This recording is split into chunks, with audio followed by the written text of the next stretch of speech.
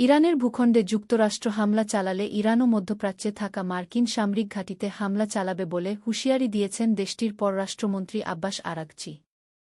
শনিবার 7 ফেব্রুয়ারি আল জাজিরাকে দেওয়া এক সাক্ষাৎকারে তিনি একথা বলেন।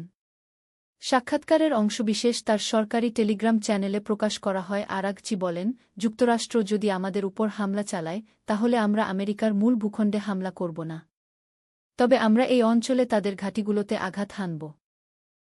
এর আগে ইরানের পররাষ্ট্রমন্ত্রী আব্বাস আরাগচি জানিয়েছেন, ওমানে অনুষ্ঠিত হওয়া আলোচনা ইতিবাচক এবং এই ধারা অব্যাহত থাকলে ইরান ও যুক্তরাষ্ট্রের মধ্যে পারমাণবিক আলোচনা নিয়ে একটি ইতিবাচক কাঠামোতে পৌঁছানো সম্ভব হতে পারে।